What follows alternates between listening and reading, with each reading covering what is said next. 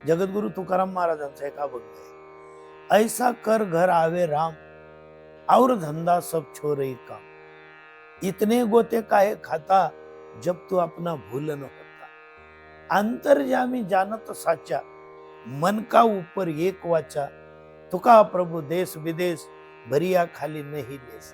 याचा अर्थ असा आहे, जगद्गुरु तुकाराम महाराज आपल्याला असं सांगतायत, असं काही कर, राम तुझ्या घरी आला पाहिजे, देव तुझ्या घरी आला पाहिजे. देवाच्या घरी सगळेच जातात, तूही देवाच्या घरी जाऊन आलेला आहे. द्वारका, मथुरा, काशी, अयोध्या, पंढरपूर, आळंदी, चंद्रभागा, नर्मदा सगळं तू पाहिलं. पण ऐसा कर, असं काहीतरी कर आता की देव तुझ्या घरी आला पाहिजे. और धंदा सब चोरी काम.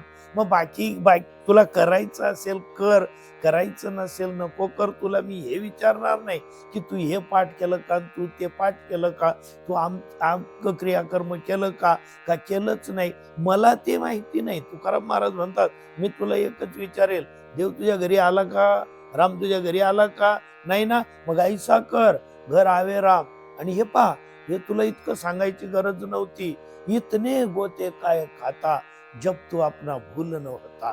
मूळ उद्देश आपला आपण विसरलो. मृत्यू लोकात आपण का आलो? नारायण नामे हो जीवन मुक्त, कीर्तनी अनंत गाऊ गीते, हे आम्ही कबूल करून आलो, पण आम्ही ते सगळं विसरलो. काय झाला परिणाम? संसारामध्ये राम याचा अर्थ आहे सुख. सुखी व्हायचंय ना, मग सुख का प्राप्त होत नाही? दुःखाच्या खाईतच आपण पडलो आणि हे सगळं दुःख आपण भोगतोय.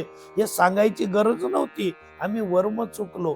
मग आता राहिलं देवाला आमच्या घरी बोलवायचं, तर देवाची भाषा आम्हाला येत नाही, पण देवाला आमची भाषा कळते. कशावरून? ते सांगतायत, अंतर्जामी जानत साचा, मन का ऊपर एक वाचा. तुझ्या मनातही काही कल्पना यायच्या अगोदर ती देवाला कळलेली असते. मग तू उच्चारणारे शब्द, त्याची भाषा देवाला कळणार नाही का?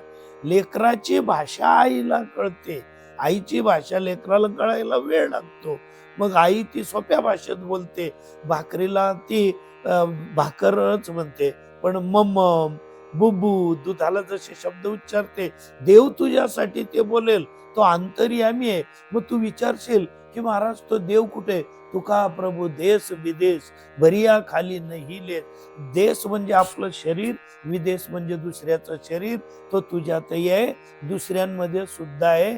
एक लेश मात्र केस मावू शकेल एवढी सुद्धा